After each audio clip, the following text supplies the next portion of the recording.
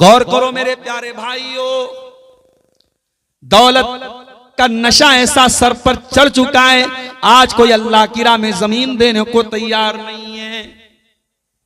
सबको बच्चों का फ्यूचर बनाना है, इतनी जायदाद बना के चले जाओ कि हमारी 7 नस्लें बैठ करके खाएं।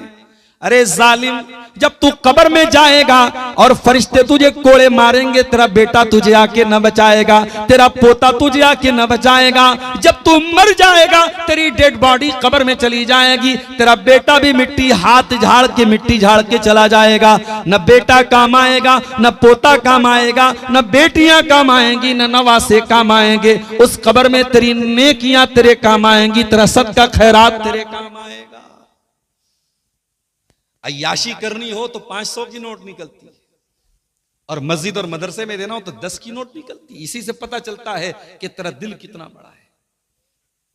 कभी आपने गौर किया, मस्जिदों में जुमा के बाद जो डब्बे घूमते हैं, उन डब्बों में लोग सिक्के डालते हैं। पूरे मार्केट में सिक्का कहीं चलता हो ना चलता हो, जुमा के डब्बे में जरूर आपको सिक्के मिल जाए।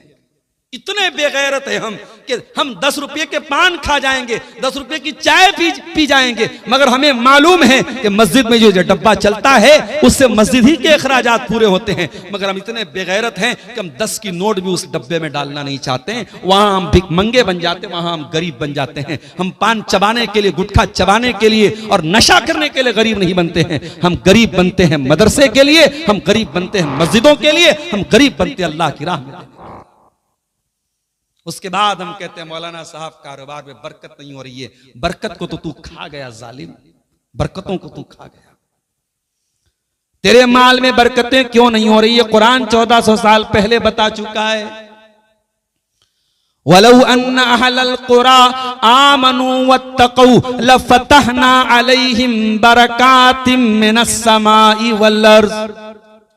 अगर ये गांव वाले, अगर ये बस्ती वाले, अगर ये शहर वाले ईमान वाले बन जाएं और अल्लाह से डरने वाले बन जाएं, अल्लाह का तकवा अपने अंदर पैदा कर ले, मेरे बंदो हम बरकतों के दरवाजे तुम्हारे ऊपर खोल देंगे।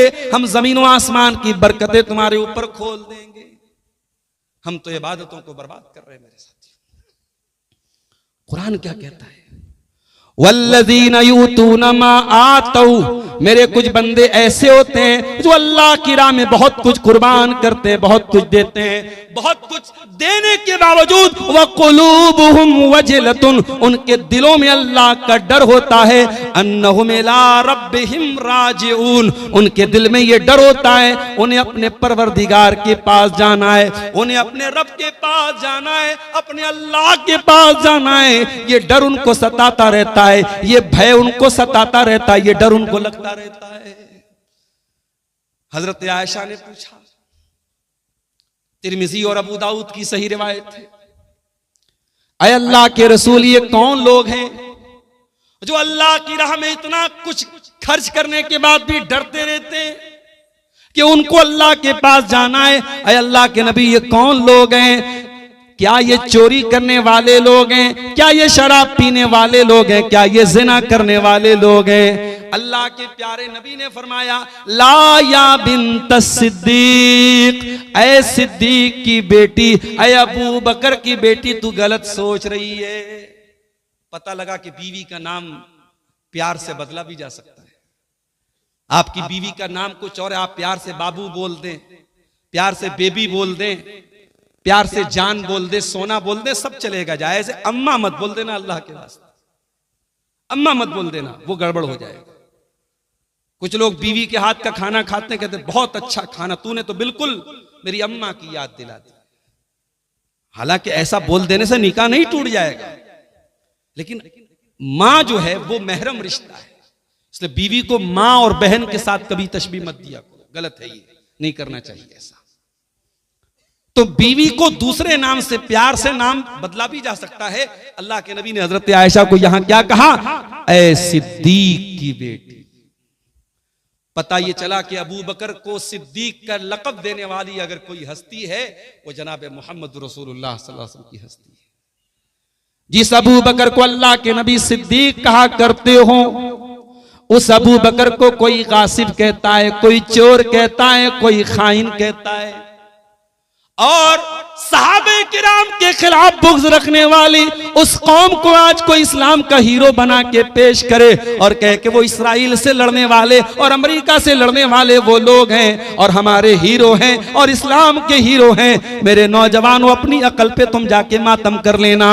याद रखो, जिस दिल में नबी के सहाबा की मोहब्बत नहीं है, जिस दिल में अबू बकर की मोहब्बत नहीं है, जिस दिल में उमर की मोहब्बत नहीं है, जिस दिल में उस्मान की मोहब्बत नहीं है, जो हजरत आयशा को गालियां दिया करता हो, जो हजरत हफ्सा को गालियां दिया करता हो, जो नबी के सहाबा को गालियां देता हो, उसकी मोहब्बत फिर हमारे दिल में भी पैदा नहीं हो सकती। दुनिया इधर की इधर हो जाए, जो सहाबा का दुश्मन है वो हमारा दोस्त कभी नहीं बन सकता। ये जुमला नोट कर लो मेरे प्यारे साथी। अल्लाह के नबी हजरत आयशा से कहने, ला या बिन्त सिद्दीक, ऐ सिद्दीक की बेटी तू गलत समझ रही है। कुरान की इस आयत का वो मतलब नहीं है जो तू समझ रही है। पता ये चला कि कुरान की आयतों का मतलब समझने के लिए हमें अल्लाह के रसूल की हदीसों का सहारा लेना पड़ेगा। इसलिए अगर कोई ये कहता है कुरान को थाम लो, हदीसों को छोड़ दो, वो इंसान चीटिंग कर रहा है, वो इंसान फ्रॉड कर रहा है, वो इंसान झूठ बोल रहा है। हमें कुरान के साथ साथ कुरान की व्याख्या भी चाहिए, हमें कुरान के साथ साथ कुरान की एक्सप्लेनेशन भी चाहिए, हमें कुरान के साथ साथ हदीस की भी जरूरत पड़ेगी। कुरान और हदीस दोनों से मिलकर के शरीयत बनती है। आपने कहा है सिद्दीक की बेटी तू गलत समझ रही है। कुरान की 18वें पारे की आयत है सूरह मोमिनून की।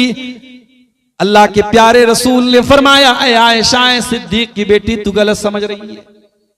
ये आयत चोरी करने वालों के बारे में नहीं है, ये आयत ज़िना करने वालों के बारे में नहीं है, ये आयत शराब पीने वालों के बारे में नहीं है। ऐ आयशा, ये आयत नमाज पढ़ने वालों के बारे में है, ये रोजा रखने वालों के बारे में है, ये सदका खैरात करने वालों के बारे में है, ये नेकियों के इतने सारे काम करते हैं और उसके बाद भी डरते हैं। ये डरते हैं इस बात से पता नहीं हमारी नेकियां अल्लाह की बारगाह में कबूल होंगी कि नहीं होंगी। इसीलिए आगे कुरान में कहता है, उलाइका युसारिऊना फिल खैराति वहुम लहा साबिकून। ये वो लोग होते हैं जो नेकियों में बढ़ चढ़ करके हिस्सा लेते हैं, नेकियों में आगे आगे रहते हैं। ये अल्लाह के वो बंदे होते हैं जो बहुत सारी नेकियां करके भी डरते रहते हैं, पता नहीं हमारी नेकियां अल्लाह की बारगाह में कबूल होंगी कि नहीं होंगी। एक हम है, थोड़ी सी नेकी करके हम इतराने लगते हैं, गुरूर करने लगते हैं, घमंड करने लगते हैं। कभी अपनी नेकी पर गुरूर मत करना मेरे साथ, कभी अपनी नेकी पर गुरूर न करना, इतराना मत। नेकी करके भूल जाना कि मैंने नेकी की है, अल्लाह से दुआएं करना अल्लाह नेकी को कबूल फरमा ले। ओ दूसरों की मदद करके फोटो खिंचवाने वालों, ओ गरीबों को कंबल बांट के सोशल मीडिया पे डालने वालों, क्या तुमने कुरान का 29वां पारा नहीं पढ़ा? अल्लाह फरमाता है, वयुतिमून अत्तआम अला हुब्बिही मिस्कीनौ व यतीमौ व असीरा। मेरे नेक बंदे गरीबों को खाना खिलाते हैं, यतीमों को खाना खिलाते हैं, कैदियों को खाना खिलाते हैं, और जब खाना खिलाते तो क्या कहते हैं? इन्नमा नुतिमुकुम लिवजहिल्लाह, हम तुम्हें अल्लाह ताला को राजी करने के लिए खाना खिला रहे हैं। ला नुरीदु मिनकुम जज़ाअन वला शुकूरा, हमें तुमसे कोई बदला नहीं चाहिए, हमें तुमसे कोई शुक्रिया नहीं चाहिए। नेकी करके कभी बदले की उम्मीद ही मत रखो। जब बदले की उम्मीद नहीं रखोगे तो दिल में फिर कोई मलाल पैदा नहीं होगा। सामने वाला थैंक यू बोले न बोले, सामने वाला जज़ाकल्लाह खैर बोले न बोले, हमारा काम दूसरों के साथ भलाई करना है, हमारा काम दूसरों के लिए आसानी पैदा करना है। हमें दुनिया से बदला नहीं चाहिए, हमें अल्लाह से बदला चाहिए। ये जज्बा मेरे प्यारे साथियों हम अपने अंदर पैदा करें। अपने बुजुर्गों से भी एक बात कहना चाहूंगा, आप हमारे बड़े हैं, कौम के बुजुर्ग हैं। मकान को 3 चीजों की जरूरत पड़ती है। मकान की छत ना हो तब भी मकान अधूरा रहेगा। मकान का पिलर ना हो तो छत गिर जाएगी, छत भी बाकी नहीं रहेगी। पिलर बहुत मजबूत हो, छत बहुत अच्छी हो, बुनियाद अगर कमजोर हो जाए तब भी मकान गिर जाएगा। ओ मेरे बुजुर्गों, आप इस कौम की छत की तरह हैं, आपके साए में इस कौम के नौजवानों को जिंदगी गुजारना है। ओ मेरी कौम के बुजुर्गों, अपनी बुजुर्गी का ख्याल किया करो, अपनी बुजुर्गी पर कोई धब्बा न लगने देना। ओ मेरी कौम के बुजुर्गों, जब आप सिगरेट के कश लेते हो, आपका नौजवान सोचता है हमारे चाचा भी सिगरेट पी रहे, हमारे ताया भी सिगरेट पी रहे, हमारे दादा भी बीड़ी पी रहे। आपका ये हराम काम करना, ये गलत काम करना नौजवानों को गलत रास्ते पे डाल रहा है। जब 60 साल का बूढ़ा सैलून में जाके क्लीन शेप करा करके दाढ़ी साफ करवा लेता है, कौम के नौजवानों को लगता है हमारा बाप भी तो दाढ़ी क्लीन करा रहा है, हमारा चाचा भी तो दाढ़ी क्लीन करा रहा है। ओ कौम के बुजुर्गों, आपको कौम के लिए आइडियल बनना है, आपको कौम के लिए नमूना बनना है। अल्लाह के प्यारे नबी फरमाते हैं, लैसा मिन्ना मल्लम यरहम सगीरना वलम युक्किर कबीरना। वो इंसान हम में से नहीं है जो छोटों पर प्यार न करे और बड़ों का सम्मान न करे। ओ मेरी कौम के बुजुर्गों, अपने आप को सम्मान के लायक बनाओ, अपने आप को ऐसा बुजुर्ग बनाओ कि कौम के लोग आपको आइडियल बनाए। आज माफ करना, आज अजीब हालात हैं कौम के। आज बहुत सारे स्कैंडल और बहुत सारे कांड समाज में बड़े बुजुर्गों की तरफ से भी पेश आने लगे। और मैं आपकी तवज्जो कुरान के 26वें पारे की तरफ लेके जाना चाहता हूं। 26वें पारे में अल्लाह ताला ने इंसान की जिंदगी के एक बहुत अहम मोड़ का वाकया बयान किया। अल्लाह ने फरमाया, वो वस्सैनल इंसान बिवालिदैहि, हमने इंसान को हुक्म दिया कि अपने माँ बाप के साथ तू अच्छा सलूक कर। हमलत उम्मुहु कुरहा, तेरी माँ ने बड़ी तकलीफों के साथ तुझको पेट में रखा। अच्छा, कभी आपने गौर किया, अल्लाह ने कुरान में जहां पर भी माँ बाप का जिक्र किया है, कुर्बानी अल्लाह ने माँ की बयान की, बाप की बयान है। क्या बाप कुर्बानी नहीं देता? बाप भी बहुत कुर्बानी देता है, मगर बाप की सारी कुर्बानियां एक तरफ और माँ का 9 महीने अपने पेट में रखना एक तरफ। हमलतुम्मुहु कुरहा, तेरी माँ ने बड़ी तकलीफों के साथ तुझको अपने पेट में रखा। व वज़अतहु कुरहा, और दुनिया की सबसे बड़ी तकलीफ उठा करके तेरी माँ ने तुझको जन्म दिया। हजारों कुंटल का बोझ किसी के ऊपर डाल दिया जाए, उतनी तकलीफ नहीं होती जितनी तकलीफ एक माँ को बच्चे को जन्म देने के टाइम होती है। हजारों कुंटल और हजारों टन के बोझ से ज्यादा बड़ी तकलीफ एक माँ अपने बच्चे को जन्म देने के टाइम उठाती है। और ये जब माँ बच्चे को जन्म देती है, माँ की जान भी जा सकती है, माँ खत्म भी हो सकती है। माँ अपनी जान को खतरे में डाल के अपने बच्चे को जन्म देती है। ओ माओ को भूल जाने वालों, ओ माओ को गालियां देने वालों, ओ माओ से रिश्ता तोड़ के बैठ जाने वालों, ओ माँ से नाराज हो के माँ से बोलचाल बंद कर देने वाले बेटों और बेटियों, काश के तुम जानते माँ की कुर्बानी कितनी बड़ी है। फरमाया, हमलतुम्मुहु कुरहा, तेरी माँ ने बड़ी तकलीफों के साथ तुझको अपने पेट में रखा। व वज़अतहु कुरहा, और बड़ी तकलीफों के साथ तुझको जन्म दिया। व हमलुहु व फिसालुहु सलासूना शहरा, और 30 महीने का पीरियड तुझे पैदा करने में और तुझे दूध पिलाने में लगा। दूध पिलाने की मैक्सिमम पीरियड जो इस्लाम बताता है वो 2 साल है। 2 साल में 24 महीने होते हैं, और अल्लाह ने यहाँ हमल का पीरियड और दूध पिलाने का पीरियड 30 महीने का बताया। इसका मतलब कि प्रेगनेंसी की मिनिमम मुद्दत 6 महीने की है। अगर 6 महीने का बच्चा पैदा होता है तो इस्लाम की नजर में कोई मसला नहीं है, 6 महीने का बच्चा ठीक है, वो उसी बाप का माना जाएगा जिस बाप के साथ औरत रहती है। फरमाया, उस बच्चे के माँ के पेट में रहने का टाइम और बच्चे को दूध पिलाने का टाइम 30 महीने का है। हत्ता इज़ा बलगा अशुद्धहु, वो बच्चा कमजोर पैदा हुआ था, फिर जवान हो गया। हत्ता इज़ा बलगा अशुद्धहु, ताकतवर बन गया। वह बलगा 40 सनतन, और 40 साल का हो गया। 40 साल इंसान की जिंदगी का बहुत अहम मोड़ है मेरे प्यारे साथियों। इस उम्मत की एवरेज उम्र जो अल्लाह के नबी ने बताई है 60 से 70 साल इस उम्मत की एवरेज उम्र है। उस लिहाज से देखो तो जब इंसान 40 साल का होता है तो अब यहां से जिंदगी ढलान पे आ चुकी है। अब जिंदगी का 2/3 हिस्सा गुजर चुका है, अब 1/3 हिस्सा बाकी है। अब जिंदगी की शाम हो चुकी है, अब सूरज डूबने वाला है। अल्लाह ने फरमाया हत्ता इज़ा बलग अशुद्धहु, जब इंसान ताकत की उम्र को पहुंच जाए, वह बलग 40 सनतन, और 40 साल का हो जाए, काला, तो इंसान को ये दुआ पढ़नी चाहिए, रब्बी औज़िनी अन अशकुरा नेमतकल्लती अनअमता अलैया। ऐ अल्लाह, मैं 40 साल का हो चुका, मैं बाप भी बन चुका, मैं शौहर भी बन चुका, मैं पैसा भी कमा चुका। ऐ अल्लाह, मैं जिंदगी के उस मोड़ पे पहुंच चुका हूं, जो हासिल करना था वो हासिल कर चुका, जो पाना था वो पा चुका। ऐ अल्लाह, तू मुझे तौफीक दे कि अब मैं तेरी नेमतों का शुक्रिया अदा करूं, जो नेमतें तूने मुझको दी, वह अला वालिदैया, और मेरे माँ बाप को दी। देखो 40 साल का होने के बाद माँ बाप की याद ऑटोमेटिक आ जाएगी, क्योंकि जो 40 साल का हो गया है वो खुद बाप बन चुका होगा, वो औरत माँ बन चुकी होगी। 40 साल की उम्र में आमतौर से लोग माँ बन चुकी हैं, बाप बन चुके हैं। तो माँ क्या होती है, बाप क्या होते हैं, उनकी कुर्बानी क्या होती है, अब इंसान को सब समझ में आ गया।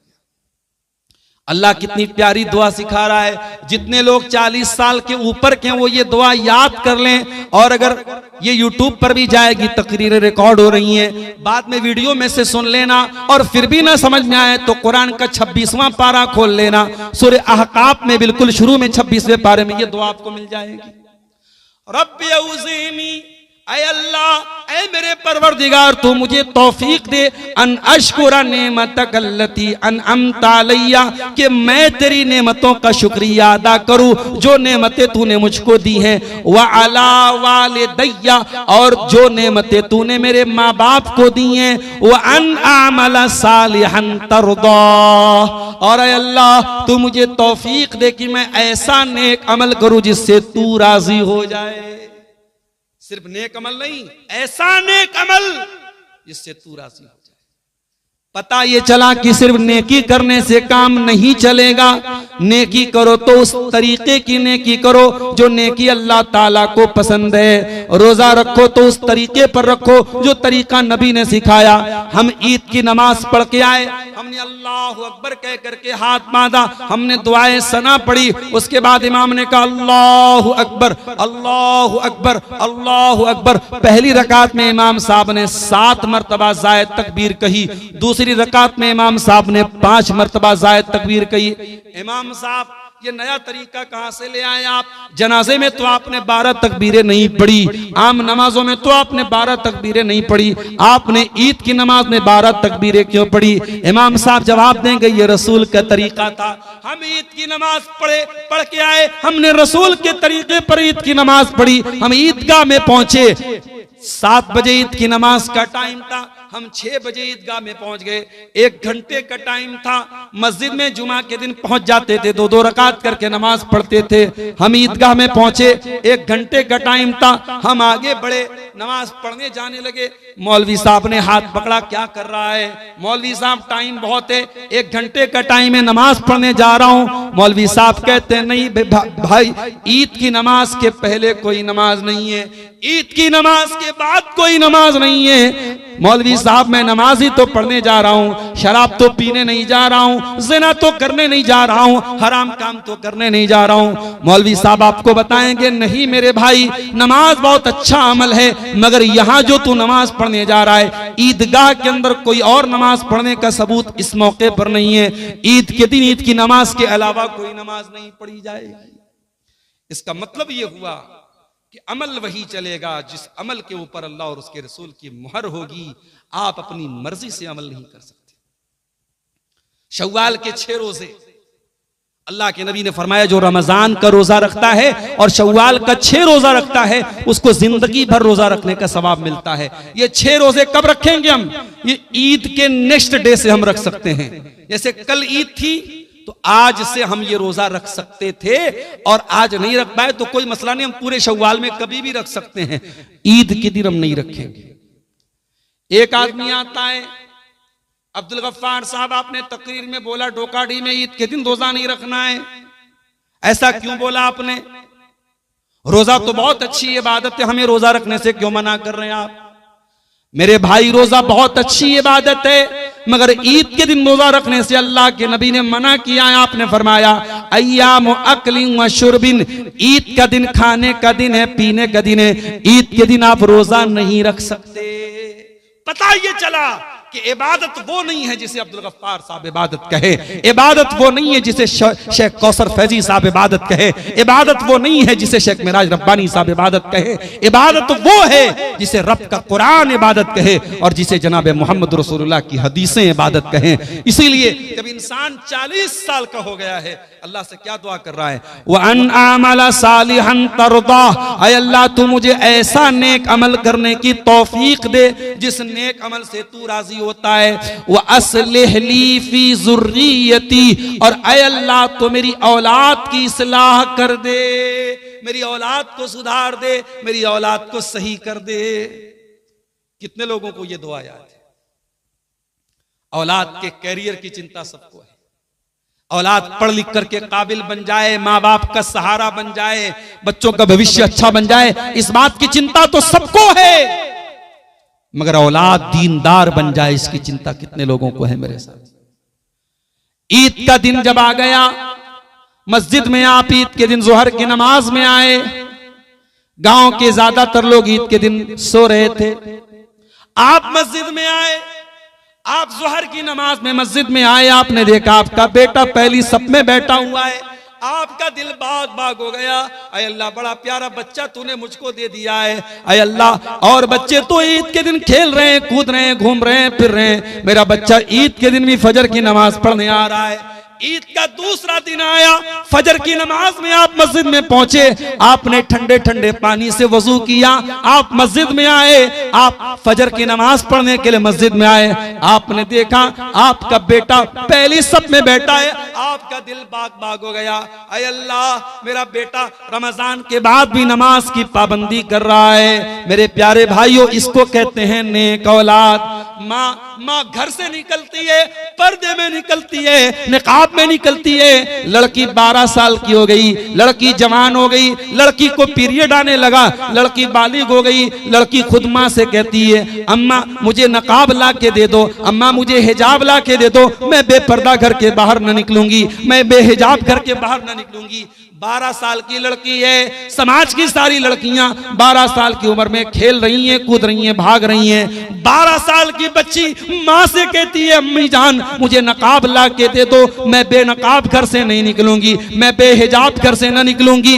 ऐसी बेटी को देख के माँ का दिल बाग बाग हो जाता है। इसीलिए कुरान कहता है कि अल्लाह के मुत्तकी बंदे वो लोग हैं, वल्लज़ीना यक़ूलूना रब्बना हब लना मिन अज़वाजिना व ज़ुर्रियातिना क़ुर्रता आयुन। अल्लाह के मुत्तकी बंदे ये दुआएं करते हैं कि ऐ परवरदिगार, हमारे बीवी बच्चों को हमारी आंखों की ठंडक बना दे, वजअलना लिल मुत्तकीना इमामा, और अल्लाह हमें मुत्तकियों का इमाम बना दे।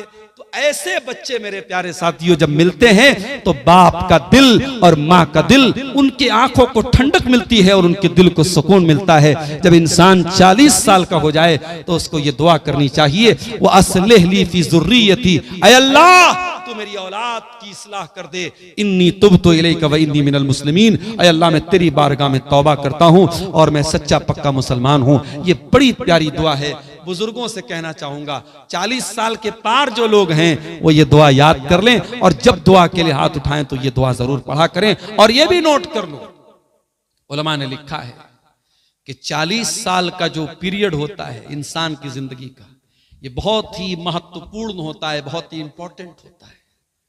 40 साल के बाद भी जो आदमी सड़कों पर बैठ करके दूसरों की बहन बेटियों को घूरेगा, उस इंसान की नजरबाजी कब्र में जाने तक सुधरने वाली नहीं। 40 साल के बाद भी जो इंसान शराब पी रहा है वो कब्र में जाएगा तब भी शराब पीता हुआ दुनिया से जाएगा। 40 साल का बहुत इंपॉर्टेंट हिस्सा है इंसान की जिंदगी का। कभी गौर कर लेना, कभी तजर्बा कर लेना। इंसान अपनी बुरी आदतों को अगर 40 साल के पहले कंट्रोल नहीं कर पाया तो 40 साल के बाद कंट्रोल करना बहुत मुश्किल है। मैंने ऐसे भी लोगों को देखा है, आज 50-50 साल के हो गए हैं और अपने से बहुत छोटी उम्र की लड़कियों के साथ वो जो है चैटिंग कर रहे हैं और उनके साथ ताल्लुकात बना रहे हैं। ये गंदी आदत एक 18 साल का नौजवान लड़का अगर ये काम करता है तो चलो हमको ये समझ में आता है, ये बिगड़ गया, ये बहक गया, ये भटक गया। 50 साल का एक बाप जो खुद जवान बेटी का बाप है, अगर वो इस तरीके की हरकत कर रहा है, इसको बिगड़ना नहीं कहते हैं, इसको बहकना नहीं कहते हैं, इसको जज्बात में आना नहीं कहते। इसका मतलब यह हो गया कि अब उस इंसान के सुधरने का चांस बहुत कम है। मेरे बुजुर्गों, मैं बड़े अदब के साथ कहना चाहूंगा, समाज की छत आप हैं, आपकी इस्लाह के बगैर समाज की इस्लाह नहीं हो सकती। इसलिए बुजुर्गों, आपको अपनी इस्लाह करनी पड़ेगी। समाज को अगर नमाजी बनाना है, बुजुर्गों को नमाजी बनना पड़ेगा। अगर समाज को दीनदार बनाना है, बुजुर्गों को दीनदार बनना पड़ेगा। समाज को अगर शराब से दूर करना है, बुजुर्गों को हर तरीके के नशे से दूर होना पड़ेगा। जवान बच्चियों को अगर पर्दा वाला बनाना है तो 40-50 साल की औरतों को भी मुकम्मल पर्दे वाला बनना पड़ेगा। मेरी प्यारी माँ और बहनों, भी मैं आपकी तरफ भी आ रहा हूं, मैं घड़ी भी देख रहा हूं, तकरीबन 1 घंटा मेरा पूरा होने वाला है और मुझे इस बात का भी एहसास है कि प्रोग्राम को 3 बजे के पहले समेट भी देना है, क्योंकि कल भी आपको जागना है, कल भी मुझे तकरीर करना है।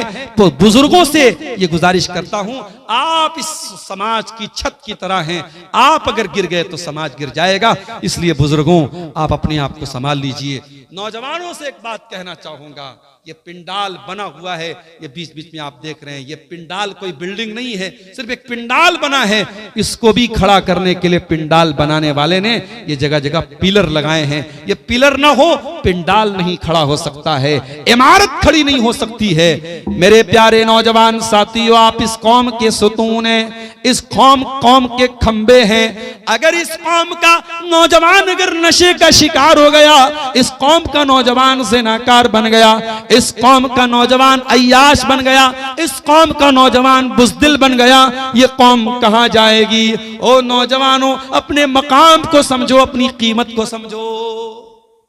बड़ी जिंदगी का बहुत कीमती पीरियड होता है जवानी का पीरियड। जवानी के सजदे अल्लाह को बहुत पसंद है मेरे साथी। 1 महीना आपने तरावी की नमाज पढ़ी है मेरे नौजवानों। अब मैं आपसे ये तो नहीं कहता कि साल के 11 महीने आप तरावी पढ़ें, पॉसिबल नहीं है। हां, अगर रात में 2-2 बजे तक स्नैपचैट पे तुम चैटिंग कर सकते हो, रात को 3-3 बजे तुम फेसबुक की रील्स देख सकते हो, इंस्टाग्राम की रील्स देख सकते हो, यूट्यूब के शॉर्ट देख सकते हो। ऐ मेरे नौजवानों, कभी ऐसा भी कर लेना, घड़ी में रात के 3 बज गए, घर गए, वजू बनाया, कमरे में गए, मुसल्ला बिछाया, कमरे की कुंडी लगा दी, कमरे के अंदर क्या हो रहा है अब्बा को भी पता नहीं, अम्मा को भी पता नहीं। खड़े हो जाना, 8 रकात ना सही 6 रकात पढ़ लेना, 6 न सही 4 पढ़ लेना, 4 न सही 2 पढ़ लेना। तहज्जुद की 2 रकात भी अगर पढ़ सकते हो तो पढ़ लेना, और 2 रकात पढ़ने के बाद अपने रब के सामने अपना हाथ फैला देना। जबान से कुछ मत बोलना, अपने गुनाहों को याद करना और अल्लाह की रहमतों को याद करना और कहना, ऐ अल्लाह तू तो बड़ा गफूरुर रहीम है, तू तो बड़ा माफ करने वाला है।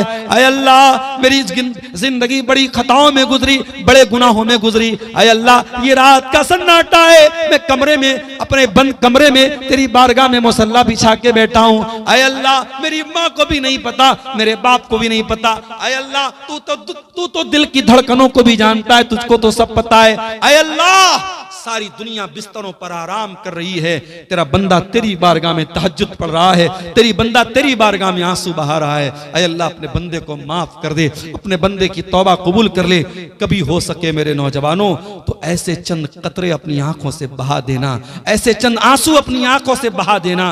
वल्लाह, अगर ये आंसू अल्लाह को पसंद आ गए, हमारी जिंदगी भर के पाप माफ हो जाएंगे। ये आंसू अल्लाह को बहुत पसंद है। अल्लाह के नबी ने फरमाया, 2 कतरों से ज्यादा अल्लाह को कोई कतरा पसंद नहीं है।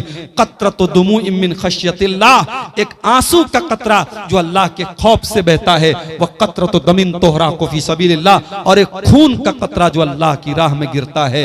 मेरे प्यारे साथियों, आप नौजवान हैं, आपकी इबादत, आपकी तहज्जुद अल्लाह को बहुत पसंद है।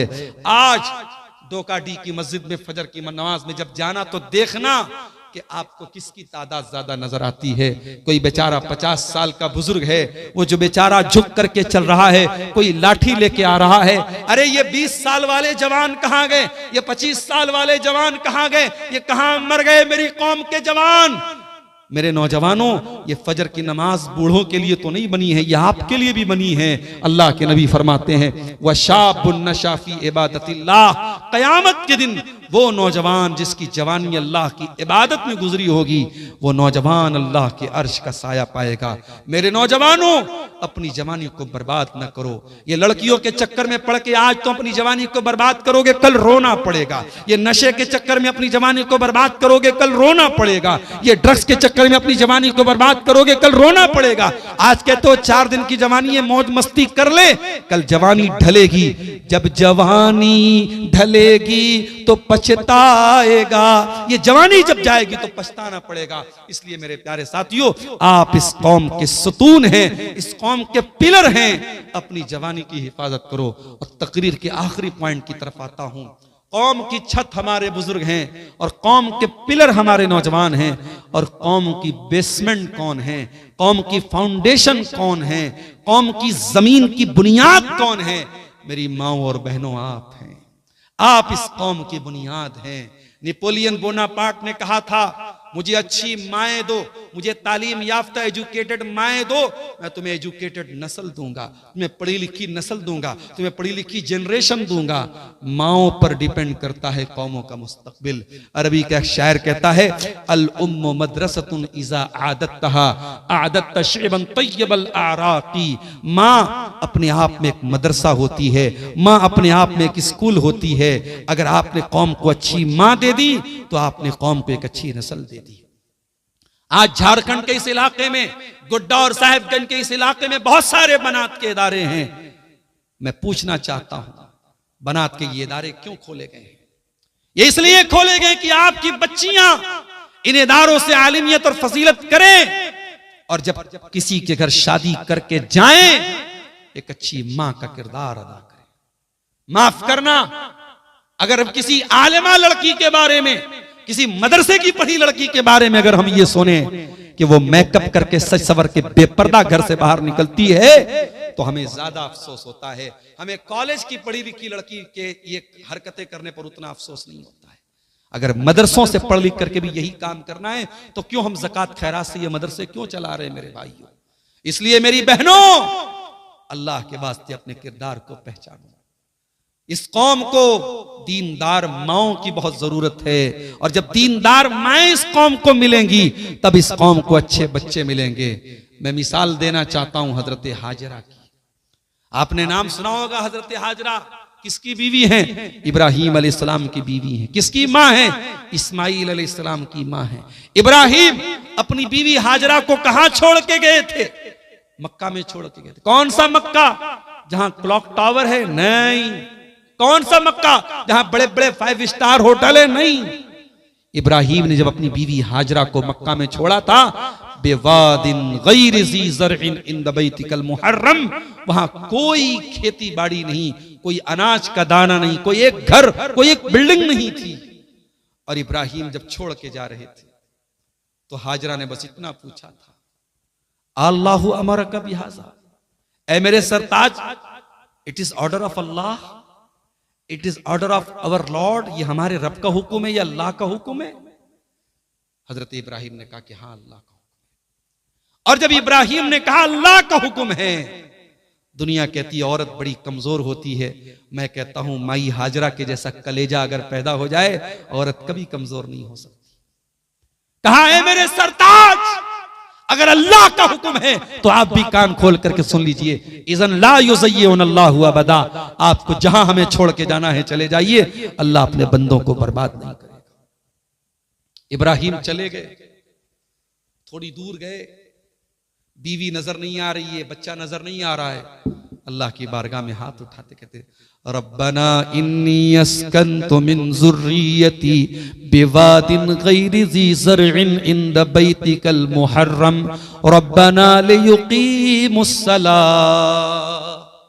ऐ अल्लाह, अपने बीवी बच्चों को इस बेआब हो गया सरजमीन में छोड़ के जा रहा हूं। ऐ अल्लाह, मेरी नस्ल की हिफाजत करना। ऐ अल्लाह, मेरी आने वाली नस्लों को यहां नमाज कायम करने की तौफीक दे देना। रब्बना इन्नी अस्कन्तु मिन ज़ुर्रियती बिवादिन गैरि ज़ी ज़र्इन इंद बैतिकल मुहर्रम रब्बना लियुक़ीमुस्सलाह फजअल अफ़ईदतम मिनन नासि तहवी इलैहिम। ऐ अल्लाह, तू लोगों के दिलों में इस जगह की मोहब्बत डाल देना। वरज़ुक़हुम मिनस समरात, और ऐ अल्लाह, तू इनको फलों की रोजी दे देना। ऐ इब्राहिम, तेरी दुआ में कितना असर था। ऐ इब्राहिम, तेरी दुआ में कितना पावर था, तेरी दुआ में कितनी ताकत थी। ऐ इब्राहिम, तुझको गए तो दुनिया से हजारों साल हो गए। आज 2026 की मार्च का महीना चल रहा है, रमजान का महीना भी खत्म हुआ, शव्वाल का महीना आया है। ऐ इब्राहिम, तुझे तो दुनिया से गए हजारों साल हो गए। आज गोड्डा के डोकाडी के इस गांव का एक आम मुसलमान जो बेचारा गरीब है, जो मजदूर है, जो रिक्शा चला रहा है, जो टाली चला रहा है, जो छोटी सी दुकान चला रहा है, ऐ अल्लाह, उसका दिल भी मक्का जाने को मचलता है, उसका दिल भी मदीना जाने को मचलता है। वो भी उम्रा करने जाना चाहता है, वो भी हज करने जाना चाहता है। ऐ इब्राहिम, तेरी दुआ में कितना पावर था। इब्राहिम ने दुआ की थी, ऐ अल्लाह, लोगों के दिल में इस जगह की मोहब्बत डाल दे। आज कौन सा मुसलमान है जिसके दिल में मक्का मदीना की मोहब्बत ना हो मेरे भाई? ये इब्राहिम की दुआ का पावर था। इब्राहिम चले गए, मासूम बच्चा रो रहा है, बिलक रहा है, पानी का एक कतरा वहां मौजूद नहीं है। माई हाजरा खाने काबा से चंद मीटर की दूरी पर एक सफा नाम का पहाड़ था। सफा की पहाड़ी पे चढ़ती हैं, अपने सर पे हाथ रख के दूर दूर तक नजर डालती हैं, कोई इंसान नजर आ जाए, कोई मेरे बच्चे के पानी का इंतजाम हो जाए। दूर दूर तक कोई नजर ना आया। हाजरा सफा की पहाड़ी से उतरी और बीच में पहुंची जहां उम्रा करने वालों ने देखा होगा हरे रंग का निशान बना है। माई हाजरा वहां जल्दी जल्दी दौड़ने लगी। जहां माई हाजरा जल्दी जल्दी दौड़ी थी, आज भी उम्रा करने वाला वहां जल्दी जल्दी दौड़ता है। सफा से मरवा पहुंची, मरवा से सफा पहुंची, 7 चक्कर लगा डाले, पानी का कतरा नजर ना आया। 7 चक्कर हाजरा ने लगाया। कुरान में अल्लाह ने आयत नाजिल फरमा दी, इन्न सफा वल मरवता मिन शाइरिल्लाह। ओ लोगो, जब हज करने जाना, जब उम्रा करने जाना, मेरी बंदी हाजरा के नक्शे कदम पे चलना, मेरी बंदी हाजरा की सुन्नत को जिंदा कर लेना। वो भी सफा से मरवा, मरवा से सफा, 7 चक्कर उसने लगाया था। ऐ हज करने वालों, ऐ उम्रा करने वालों, तुम्हें भी ये 7 चक्कर लगाने हैं। ये 7 चक्कर नहीं लगाओगे, तुम्हारा हज मुकम्मल नहीं, तुम्हारा उम्रा मुकम्मल नहीं। अल्लाह, ये अम्मा हाजरा थी और उन्होंने पाला था इस्माइल को। और इस्माइल को ऐसा पाला जब इस्माइल जवान हो गए और इब्राहिम अपने जवान बेटे से आके कहते हैं, ऐ मेरे बच्चे, मैंने ख्वाब में देखा मैं तुझे ज़बा कर रहा हूं, ऐ मेरे बच्चे तू बता तेरी क्या राय है? तो बेटा कहता है, या अबति फ़अल मा तुअमर सतजिदुनी इंशाअल्लाहु मिनस साबिरीन। ऐ अब्बा जान, आपका बेटा अल्लाह के हुक्म पर अपनी गर्दन कटवाने को तैयार है। अब्बा जान, आपका बेटा न अगर करेगा, न मगर करेगा, न चूं करेगा, न चरा करेगा, न आपका बेटा अपनी पेशानी पर कोई बल लाएगा। आपका बेटा अल्लाह ने चाहा तो सब्र कर लेगा। अल्लामा इकबाल कहते हैं, ये फैज़ाने नजर था या के मकतब की करामत थी, सिखाए किसने इस्माइल को आदाब फर्जंदी। ओ मेरी प्यारी माँ बहनों, ये इस्माइल ने जो बाप को जवाब दिया था ये किसी स्कूल की तालीम का नतीजा नहीं था, ये किसी कोचिंग से ट्यूशन नहीं लिया था इस्माइल ने, ये माँ की तरबियत का असर था। ओ मेरी माँ, बच्चों को जो याद कराओगी, बच्चों को जो सिखाओगी, बच्चे वही सीखेंगे। दीनदार बन जाओ, बच्चे दीनदार बन जाएंगे। हया वाली बन जाओ, बच्चियां हया वाली बन जाएंगी। पर्दा वालियां बन जाओ, बच्चियां पर्दा वाली बन जाएंगी। जबान की हिफाजत करो, बच्चे आपके जबान की हिफाजत करने वाले बन जाएंगे। दुआएं बच्चों के सामने पढ़ा करो, बच्चे दुआएं सीखने वाले बन जाएंगे। दीन सीखने वाली बन जाओ, बच्चे दीन सीखने वाले बन जाएंगे। उलमा से मोहब्बत करने वाली बन जाओ, आपके बच्चे भी उलमा से मोहब्बत करने वाले बन जाएंगे। आप जो बच्चों को सिखाओगी मेरी माओ बहनों, बच्चे वही सीख करके जाएंगे दुनिया से। इसलिए मेरी प्यारी माँ और बहनों, आपकी जिम्मेदारी भी बहुत बड़ी है। आप इस समाज की बुनियाद हैं, कौम के बुजुर्ग छत हैं, कौम के नौजवान खंबा हैं और कौम की औरतें इस समाज की बुनियाद हैं। ये तीन तबके अगर सुधर गए, कौम के बुजुर्ग सुधर गए, कौम की औरतें सुधर गईं और कौम के नौजवान सुधर गए, तो कौम को सुधरने में देर नहीं लगेगी इंशाअल्लाह। हम अल्लाह से दुआ करते हैं रब्बुल आलमीन हमारी कौम के बुजुर्गों को भी अपनी इस्लाह की तौफीक दे, कौम के नौजवानों को भी अपनी इस्लाह की तौफीक दे, कौम की औरतों को भी अपनी इस्लाह की तौफीक दे। रब्बुल आलमीन हमने जो टूटी फूटी इबादतें की हैं रमजान के महीने में, ऐ अल्लाह हमें अपनी इबादतों की हकीकतें पता है, अपनी इबादतों की औकात हमें खूब मालूम है। ऐ अल्लाह तू हमारी इबादतों को अपने फजल करम से कबूल फरमा ले। परवरदिगार, हमने मस्जिद से जो नाता रमजान में जोड़ा था उसे बाकी 11 महीने भी जोड़े रखने की तौफीक अता फरमा। ऐ अल्लाह, कुरान से जो रिश्ता हमने इस एक महीने में जोड़ा था, बाकी 11 महीने भी हमें जोड़े रखने की तौफीक अता फरमा दे।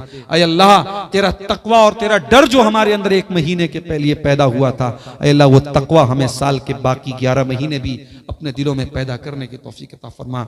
ऐ अल्लाह, जो बीमार हैं उनको शिफाए कामिला अजला अता फरमा, जो रोजी रोटी से परेशान हैं ऐ अल्लाह उनके कारोबार में बरकत नसीब फरमा। ऐ अल्लाह, ये जिस मदरसे और इदारे की तरफ से ये प्रोग्राम हो रहा है, ऐ अल्लाह इस इदारे को और तरक्की अता फरमा और इस इदारे में जो जिम्मेदार हजरात हैं उनको इखलास के साथ इस इदारे को आगे बढ़ाने की तौफीक अता फरमा।